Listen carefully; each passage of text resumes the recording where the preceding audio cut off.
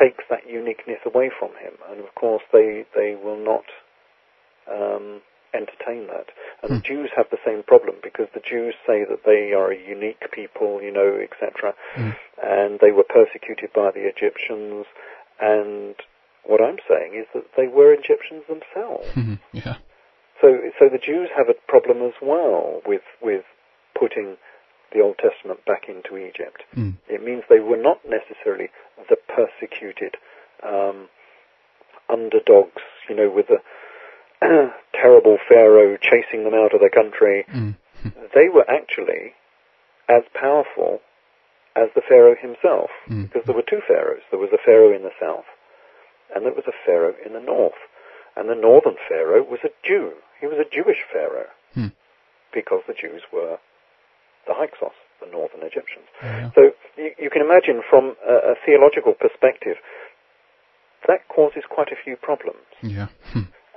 And there are more problems to come, which we will probably come across as we continue this interview. There are plenty of problems that this actually provides. And one of those, I suppose we might as well go on to it. Sure. That these people were Egyptians. They were in Egypt, and they had a sacred mountain. So where would that sacred mountain be if these people were Egyptians? Because there's this very strange thing in the Bible. Because you have these people that, even as the Bible admits, were in Egypt, whose leaders were very powerful. Joseph was prime minister of all Egypt, of course.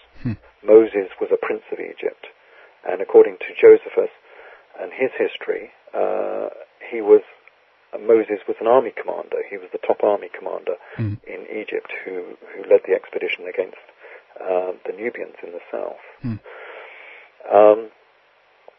So these were powerful people who lived in northern Egypt, next to Heliopolis in the north by Cairo. And Joseph, with his coat of many colours, of course, was obviously a priest, because he married the high priest of Heliopolis' daughter. Now, if you're marrying into the high priesthood, well, you've got to be a part of that association, really. It's pretty obvious that Joseph was also a high priest as well. So he was prime minister and high priest of Egypt. Now, that means that he must have been substantially Egyptian. You could not become high priest of Egypt if you did not fully follow all of the Egyptian religion, if you were not fully conversant with Egyptian language, etc., and culture. You must have been entirely Egyptian. But there is a problem with the Bible, because these people were living in Heliopolis, and yet nowhere in the whole of the Bible do they mention the pyramids of Giza. Now, these were the most marvelous, magnificent monuments in the whole of the world. In an era when most people lived in mud huts, here was a monument that reached 155 meters into the sky. Now, this was an absolutely awe-inspiring monument, and yet not once in the whole of the Bible does it mention the pyramids of Giza, which is very strange, isn't it? It is, certainly. How can you have this great text of Egypt and not mention the pyramids? Well, they do mention the pyramids, but it's just that we've got the names slightly confused. In the Bible, the Great Pyramid of Giza is actually called Mount Sinai.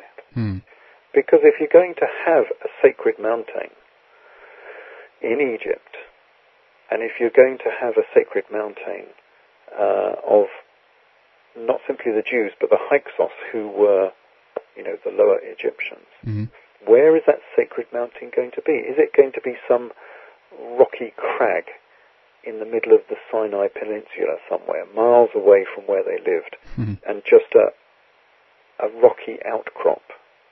Is that going to be sacred? Or are you going to have a mountain, a man-made mountain that reaches up into the sky 150 meters, that is absolutely made millimeter perfect all the way up to its very, very surface? a mountain that contains mathematical knowledge. Because we all know, of course, that the pyramids are built on mathematical principles. I presume people are aware of that. Yes, we've been discussing that on this show, so absolutely, yes. Yeah. So everyone will know that the pyramids contain mathematical knowledge. These were the sacred mountains. And we can sort of vaguely sort of prove that by looking at the descriptions it gives within the Bible. And using the Bible, the Quran, because the Quran mentions them as well, and Josephus, we get the following descriptions of Mount Sinai. It's supposed to be sharp. Yes, it is. Difficult to climb, certainly. It's sharply delineated from the surrounding plain. You were able to cordon it off. They put a cordon around the bottom of the mountain, so you couldn't touch it because you were not allowed to touch the mountain. Now, how do you do that with a normal mountain? Rather difficult. Yeah. But you can do it with a pyramid quite easily. You can put a cordon around the bottom, a fence around the bottom, sure, to stop people touching it. So it must have been quite a small mountain, really, if you could cordon it off. And yet it says it was the highest mountain in the land. Well, of course, the highest mountain in Egypt is the Great Pyramid. Yeah. It's said to be on the edge of a desert. Yes, it certainly was. And it had a passageway that went inside the mountain, because the Bible's quite specific here, and there are some mistranslations in the different Bibles, because I don't know if you know, every Bible is different. And I take information from 16 Bibles, and they're all slightly different to each other. Sure, yeah. Of those Bibles, 5 say that Moses went to the top of Mount Sinai, and the other 11 say that Moses went into the mountain. So there must be a cave inside the mountain. Yeah. And of course there is a cave inside the Great Pyramid. And these caves at the bottom of the Great Pyramid were always open. They were not shut off, because Strabo specifically mentions that there was a door that could be opened and you could go down to the bottom. So Strabo, just slightly BC, knew that there was an open entrance to the pyramid, that you could go down to the cave at the bottom. Yeah. And finally, yes, it says in the Bible that Mount Sinai was surrounded by a black basalt pavement. It says there was a pavement that looks like the night sky. So where are you going to find, in the middle of the Sinai Peninsula, a mountain with a black basalt pavement around the outside that was so shiny and smooth that you had to take your shoes off before going onto it? Well, you're not going to find it in the middle of the Sinai Peninsula. But if you look at the Great Pyramid, of course, on the eastern side of the Great Pyramid, where the causeways go up, you will see the remains of the black basalt pavement. Once stood outside on the eastern side of the Great Pyramid. And it was quite obvious that in its heyday it was beautifully polished and absolutely smooth. And I have no doubt that the priesthood would have had to have taken their shoes off before stepping upon it. Yeah. So it's quite obvious to me that, again, we have a fusion here between the Old Testament texts and the history of Egypt. And Mount Sinai was most definitely the Great Pyramid of Giza. Must have been an amazing sight with a white limestone on those pyramids, and as you say, a black, a bottom floor plan basically. Must have been an incredible sight. Absolutely. But here, of course, we have the standard Egyptian dualism. Egyptian religion was all about dualism. And we have, of course, black and white. We have the white of the pyramid and the black of the pavement. Indeed. Perfect Egyptian dualism.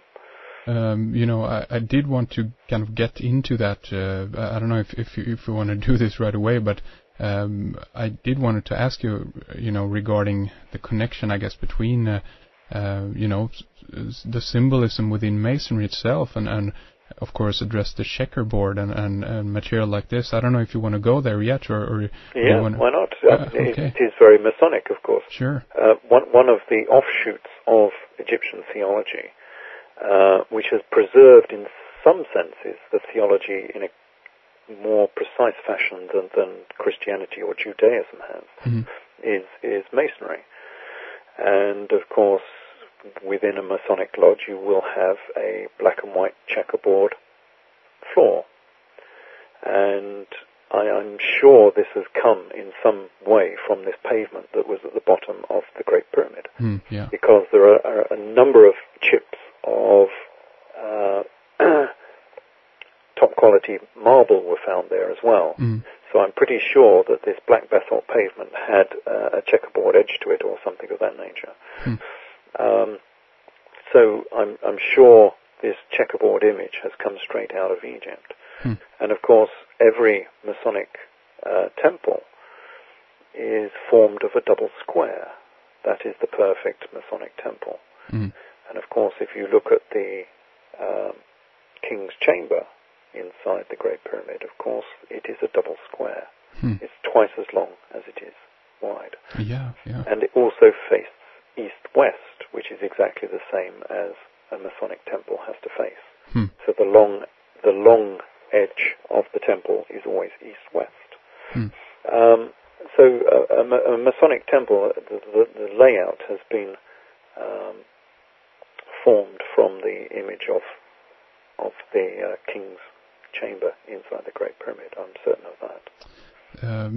Regarding the three lights within the Masonic Lodge, would you say that these, in some sense, could represent then the three the big pyramids? It's quite possible because they might be an image of the sun, because the Giza layout was designed for tracking the sun, the movements of the sun. And of course that is what Masonic ritual is all about as well. Sure. The sun starts on the east, it goes round to the junior warden at the south, and then round to the senior warden on the west. So it's following the same circuit of the sun. Could they be images of the pyramids? Possibly, because if you look at the tracing board of the first degree, you will see that the imagery of the first degree tracing board is exactly the same as the layout of Giza.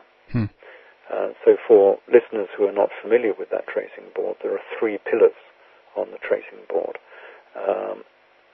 with one very tall pillar, one slightly shorter and one much shorter, just as we see on the three pyramids at Giza. And then we have, the checkerboard floor is there. We have the a plug of stone, which is no doubt something to do with the entrance. And then we have Jacob's ladder going up, which I'm sure was a part of the Great Pyramid before the casing stones were taken off. I'm sure there was a flight of steps used to go to the top. And of course the pillars are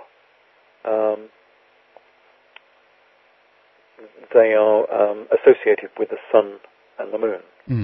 And for a long time I've already written that the Great Pyramid was associated with the sun, and the second pyramid was associated with the moon. So yes, the symbolism there between the tracing board and Giza is almost perfect. Fascinating. Do you think that it's possible to connect the image of the all-seeing eye, or the eye above the pyramid, because I was considering the fact that what you were talking about earlier, in regards to Moses and so forth, going either into or, at the top of Mount Sinai, or in this case then the pyramid itself. But isn't there a connection between also a volcano and an active volcano in the symbolism or the language of Moses and when he went up to the mountain? Because the imagery, I guess, could be, I see that there is a connection between an active volcano in regards to being a light on top of the